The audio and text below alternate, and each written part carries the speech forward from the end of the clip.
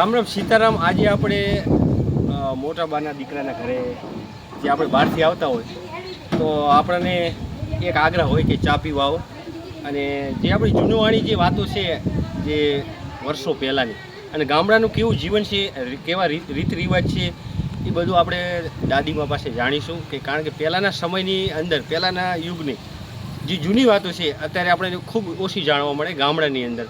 તો એ આપણે થોડુંક જાણીએ, ગામડાનું કલ્ચર કેવું હોય, ગામડા વિશે જે રહેતા હોય એની આજે રૂઢિ રિવાજો કેવા બદલાઈ ગયા છે, જે નવી જનરેશનને શું શું જોવે છે અને શું નહીં જોતું એ પણ આપણે થોડુંક જાણીશું। તો આપણે આવી ગયા છે આપણે મોટા બાના ઘેર, કારણ કે જ્યારે આવતા હોય તો બહારથી આપણને આગ્રહ હોય કે ચા પીવા આવો અને થોડોક આવી ચીજ અને વાતો કરતા હોય તો આપણે મળશું। જો હમણાં સરસ મજાની એમની ભેંસો બાંધેલી છે। ખરેખર આ ગામડાનું કલ્ચર છે, ગામડાની અંદર કલ્ચર કેવું હોય અને એ આપણને જૂના જે ઉંમરલાયક હોય, દાદા હોય, દાદી, એમની પાસે જાણવા મળે। કારણ કે આપણને આ વાતની અત્યારે નવી જનરેશન હોય તો સીધા નવી વાતો કરતા હોય કે આપણે શહેરમાં જશું, આ રીતે જશું, પણ જૂના રીત રિવાજો છે એ અત્યારે લુપ્ત થતા, એની વિશે આજે આપણે થોડીક ચર્ચા કરશું। ગામડું મારું કેવું હોય।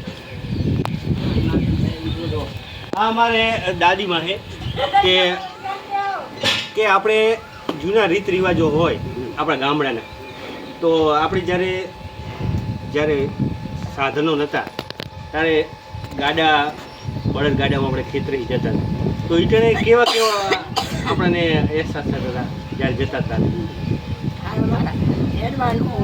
બોલવાનું, કામ કરવાનું, ટોળાનું કરવાનું, વાટવાના। બરોબર, ઈટણે આપણને થાક લાગતા કે નતા? ના, જેવા થાક હોય થાક આપણને ખબર જ ના હોતી। તો આપણે જ્યારે આપણે જે મજૂરી 3 ઘઉં હેડી ના હોય તો કશું નહીં। 3 ઘઉં 100 કિલોમીટર હેડી આવે તો મને ના હોય। તો ઈટણે આપણે મજૂરી જે કામ કરવા આવતા, ઈટણે મજૂરી કેટલી હતી? 3 રૂપિયા જ એ સમયને। અને જ્યારે આ ટ્રેક્ટરો આવ્યા, પછી આધુનિક ગાડીઓ આવી, પછી અત્યારની જનરેશનનું કેવું લાગે? અત્યારે તો 400 રૂપિયા મજૂરી।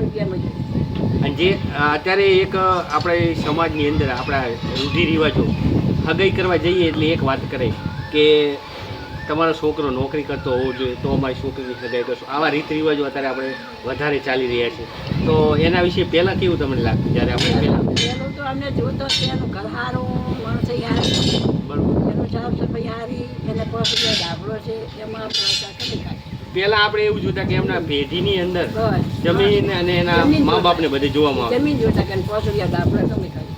અચ્છા, એવી માન્યતા હતી કે 5 વીઘા કે 5 ઓરિયાવા કે એમની પાછળ જે ખેડેવા હોય તો એ આપણી દીકરી એને આપશું। પણ અત્યારે તો જનરેશનને એવું ચાલે કે નોકરી હોય તો, હા, અત્યારે મિત્રો એક જ વાત કે નોકરી હોય તો અમારી દીકરી તમારે આપશું। તો દીકરીની નોકરી તો બરોબર, તો આપણે અત્યારે એક માન્યતા બીજી કે તમારી જમીન કેટલી હોય એ પણ પૂછતા હોય, એનું કારણ શું હતું? જમીન પૂછે કેટલી હોય કે 5 વીઘા, હવે વીઘામાં છે, 10 વીઘા, કોઈ 15 વીઘા છે, આ વીઘામાં જ હતું, ઓરિયામાં છે, અત્યારે વીઘામાં છે।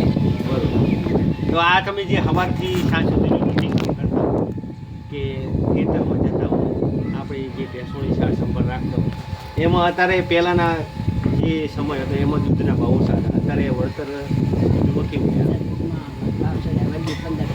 વળી 15 પૈસા। પહેલાં આપણે પૈસા જોતા હતા તો આપણને લાગી ક્યાં લેવા જશું? હા, જો મિત્રો આ 15 દિવસે આપણા હાથમાં જ્યારે પૈસા આવે તો આપણું હાલી જાય, એમનું આ 15 દિવસની અંદર એમનું ખાણ ચાલી જાય, આપણું ઘર જે વસ્તુ લાવવાની તમામ વસ્તુ ચાલી જાય। જ્યારે પહેલાં આપણે સમય હતા જ્યારે આપણે લાઇટ વીજળી આવતી હતી જતી હતી, એ સમયે કેવા આપણને કોઈ ફાનસથી એરંડાના દીવા, એરંડાના કોળિયામાં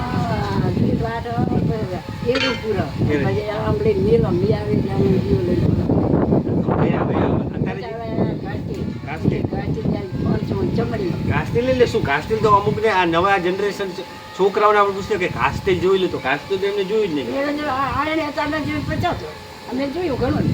અને 500 કરી ચમની મેલી અને હવે આ વીજળી આવી વીજળી આ વીજળીમાં બતાવ્યા ઘાસ તેલ છે ને કહેવાતું, અમુકને તો ઘાસ તેલમાં ખબર જ નહીં પડતી. કેરોસીન જો મિત્રો કેરોસીન ને ઘાસ તેલ કહેવાતું, અત્યારે સરકારે તો બંધ કરી બંધ કરી નાખ્યું. તો ઘાસ તેલ એ જોયેલું જ નહીં હોય, અમુક લોકોએ તો ઘાસ તેલ જોયેલું જ નહીં. અત્યારની પછી નહીં અત્યારની જે જનરેશન ઘાસ તેલ બે વસ્તી હાવ બંધ છે.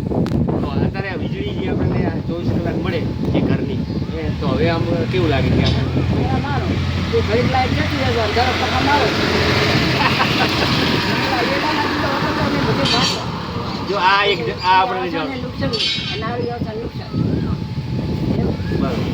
અને જે આપણે આ અમુક સમયે આપણે લગ્ન ગાળામાં જતા હોય આપણા રીત રિવાજો પ્રમાણે, તો આ ગામથી બીજે ગામ જતા હોય, બીજે ગામથી ત્રીજે ગામ જતા હોય. જ્યારે નવા નવા આપણને રીત રિવાજો ખબર પડે કે સગાઈની અંદર આવી રીતના વ્યવહારો થયા હોય, પછી લગ્ન જાનમાં આપણે જાન પહેલાં લઈને જતા 10 દિવસો રોકાતા એવી 4 ટણાનો રિવાજ 4 ટાઈમ જમવાનું જમવાનો પછી જણ વિદાય થાય પછી 3 ટણાનો લઈને જણ વિદાય થાય હવે તો 1 ટણાનો સાંજે જણ વિદાય હવે સાંજે વિદાય થઈ જાય. તો હવે ધીરે ધીરે એવું લાગે કે સવારમાં જાય કલાક અને રિટર્ન આવી જાય. આ સમયની સાથે બદલાવ આવતો થાય જમણવાર તો તમારી આઈટમ હોય છે નીચે તો અમારે તમારે દાળ ભાત ને સોલા ને ગવાના રોટલા ગવાના રોટલા. હા બીજું કઈ નહીં ચાલે. અત્યારે જમવામાં વેરાયટી વધી, અત્યારે તો વેરાયટીની વાત જ ના. નીટણે એક જ આઈટમ નક્કી જ કરેલું, દાળ ભાત ને મોહનથાળ બસ અને રોટલી. રોટી. તો આ આપણું ગામડાનું જીવન હોય એ જૂની જૂની વાતો, કારણ કે આપણને બહુ ઓછી જોવા મળતી, જૂના જૂના રિવાજો કારણ કે લુપ્ત થતા જાય એના વિશે જ આપણે આ ચર્ચા કરવાની હતી. જો આવો વિડીયો ગમે તો અમારા અને દાદીમાનો વિડીયો શેર કરી દેજો, અને નવા હોય અમારી ચેનલ પર તો એક સબસ્ક્રાઈબ કરતા જજો. ચલો મિત્રો, નવા વિડીયોમાં મળીશું. જય હિન્દ, જય ભારત.